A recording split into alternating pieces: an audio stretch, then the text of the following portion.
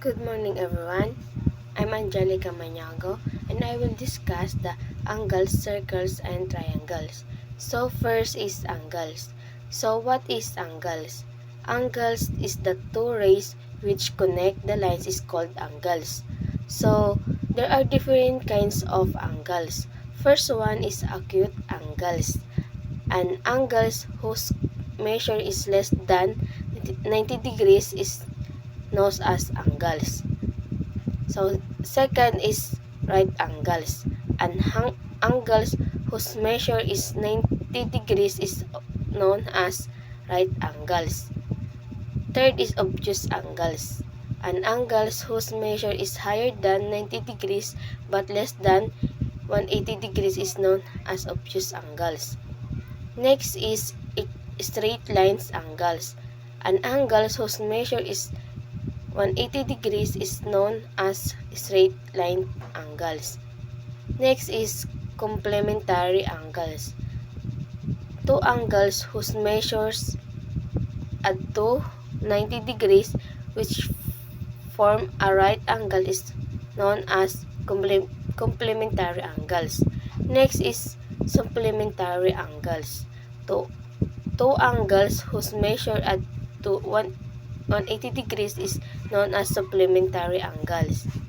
Next is vertical angles. And angles have a common vertex and whose sides are performed by the same lines is known as vertical angle. So now let's define what is circle. A circle is the set of all points in the plane that are the same distance away from a specific point, called the center. The center of the circles below is point A. We call the circle A, or in symbols point A, and it is labeled circle with center A. So here are the terms related to the circles. First is radius. Is a line segment connecting the center of the circles and a point on the circle. It is named using the letter of the centers and the point on the circles. Next is chord.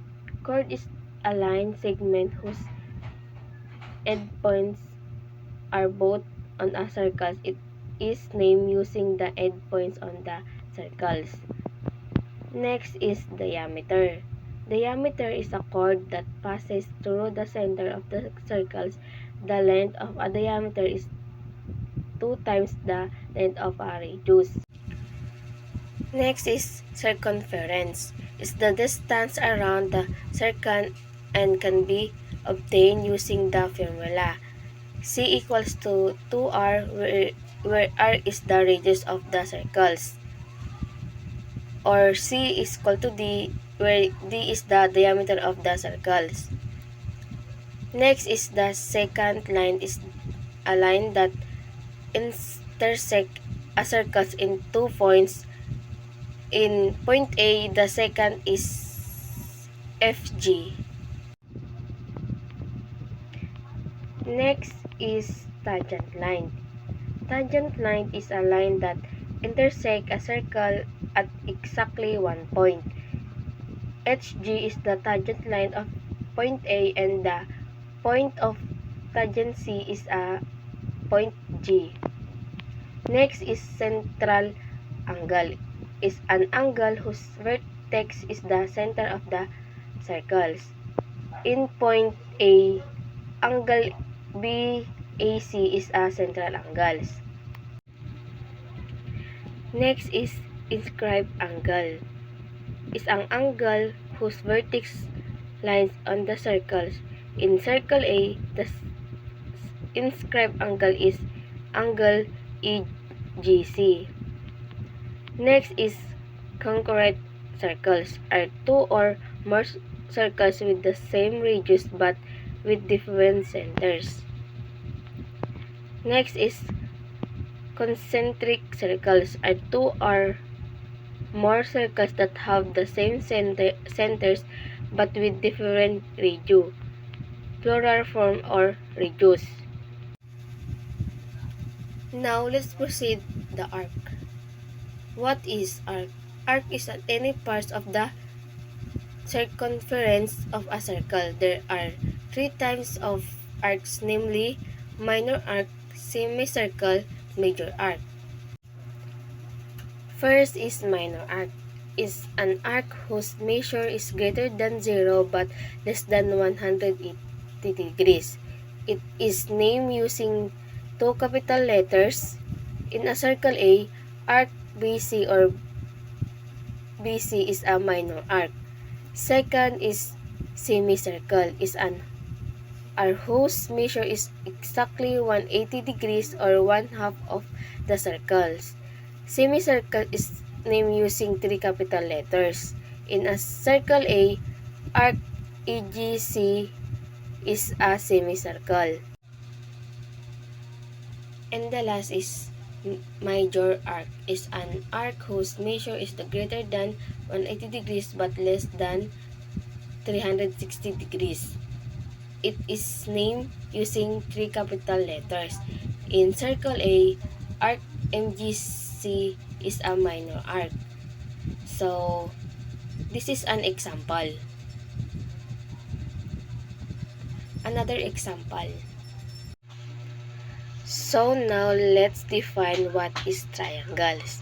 Triangle is a closed figure formed by joining three line segments is called a triangle. A triangle has three sides, the side AB, side BC, and side CA, and three angles of a triangle. Angles ABC, angles BAC, and angle ACB.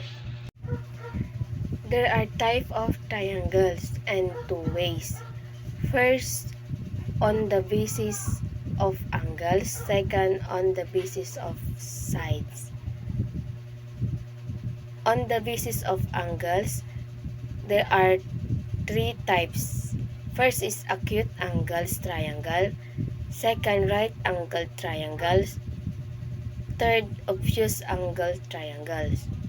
First is acute angle triangles. An angle whose all the angles are acute is called an acute triangles. Second is the right angle triangles. A triangle in which one of the angles is right angle is called right angle triangles. On the basis of sides, there are three types. First is equilateral triangle. Second, isosceles triangle. Third, scalene triangles.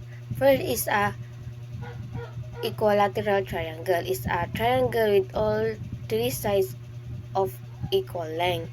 Second is isosceles triangles. A triangle whose any two sides are of equal measure is called scalene triangle. And the last, the scalene triangle. A triangle whose no two sides are of equal measure is called scalene triangle.